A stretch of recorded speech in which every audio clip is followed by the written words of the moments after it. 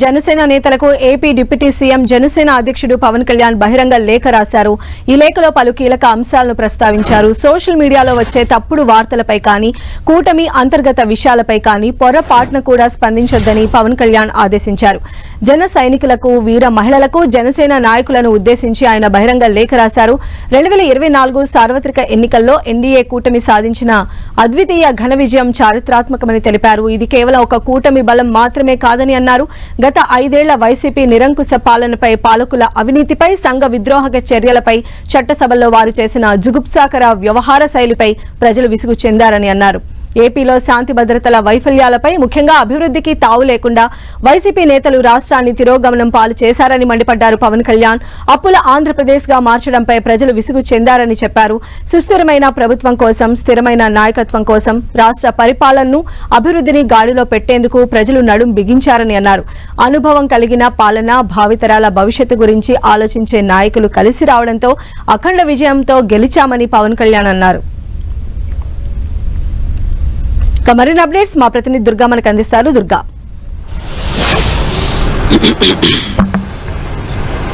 సంధ్య, జనసేన నేతలకు, అలాగే జన సైనికులకు, అలాగే వీర మహిళలకు ఒక బహిరంగ లేఖను నిన్న జనసేన అధినేత పవన్ కళ్యాణ్ విడుదల చేశారు. ఈ లేఖలో చాలా కీలకమైనటువంటి అంశాలని పవన్ కళ్యాణ్ ప్రస్తావించారు. ఇటీవలే చోటు చేసుకున్నటువంటి కొన్ని అంశాలకు సంబంధించి ప్రధానంగా అటు టీడీపీ అలాగే జనసేన కార్యకర్తలు కేడర్ మధ్య జరిగినటువంటి సోషల్ మీడియా వార్కు సంబంధించి, ముఖ్యంగా లోకేష్ డిప్యూటీ సీఎం అంశానికి సంబంధించి ప్రధానంగా ఇండైరెక్ట్ గా పవన్ కళ్యాణ్ ప్రస్తావించారని చెప్పాలి. సోషల్ మీడియాలో ఏదైనా కనుక వార్తలు వచ్చినట్లయితే, ఏదైనా ఒక ట్రోలింగ్ అనేది జరిగినట్లయితే దానికి జన సైనికులు ఎవరు కూడా స్పందించొద్దు. ఒకవేళ ఏదైనా నేతలు ఎవరైనా మాట్లాడినా కూడా వాటికి ప్రతిఫలంగా ఎవరు కూడా స్పందించొద్దు. ఏదైనా ఉంటే పార్టీ అధినాయకత్వం చూసుకుంటుంది, మీరెవరు కూడా స్పందించొద్దు. అనవసరంగా కూటమి పార్టీల మధ్య విభేదాలు, వివాదాలు, వివాదాస్పదమైనటువంటి వ్యాఖ్యలు వద్దు అంటూ కూడా జనసేన అధినేత పవన్ కళ్యాణ్ కేడర్కి అలాగే పార్టీ నేతలకి బహిరంగ లేఖ రాయడం జరిగింది. కొద్ది రోజుల క్రితమే ఆల్రెడీ పార్టీ నేతలందరికీ కూడా డిప్యూటీ సీఎం అంశానికి సంబంధించి ఎవరు కూడా మాట్లాడొద్దంటూ కూడా ఆల్రెడీ సందేశాలు పంపించారు. ఈ నేపథ్యంలో ఇప్పుడు కేడర్కి కూడా జనసేన అధినేత పవన్ కళ్యాణ్ ఒక బహిరంగ లేఖను కూడా రాయడం జరిగింది. అయితే కూటమి ప్రభుత్వానికి సంబంధించినటువంటి విషయాలన్నీ కూడా తెలియజేస్తూనే కూటమిలో ఉన్నటువంటి అంతర్గత వ్యవహారాలకు సంబంధించి, అంతర్గత విషయాలకు సంబంధించి ఎవరు కూడా మాట్లాడొద్దంటూ కూడా ఈ లేఖను విడుదల చేశారు. ఈ లేఖ ప్రస్తుతం సోషల్ మీడియాలో హల్చల్ గా మారిందనే చెప్పాలి. దుర్గా, అంటే పవన్ కళ్యాణ్ వెళ్తున్నటువంటి ప్రతి సభలో కూడా పవన్ కళ్యాణ్ ఇలాంటి వ్యాఖ్యలు చేస్తూ ఉన్నారు. అంటే పవన్ కళ్యాణ్ వచ్చారు అనేటువంటి జోష్లో ఉన్నటువంటి ప్రజల్ని కావచ్చు, లేదా కార్యకర్తలు, ఫ్యాన్స్, అభిమానులకి కూడా ఆయన ప్రతి సందర్భంలో కూడా ఇలాంటి వ్యాఖ్యలు ఆయన బహిరంగంగా చెప్తూనే ఉన్నారు. ఇప్పుడు ఏకంగా లేఖ కూడా రాశారు. సో దీని తర్వాత పరిణామాలు ఎలా ఉండొచ్చు, అటు పొలిటికల్ గా కావచ్చు, ఇటు ఆయన బయటకు వచ్చేటువంటి సందర్భాల్లో కావచ్చు?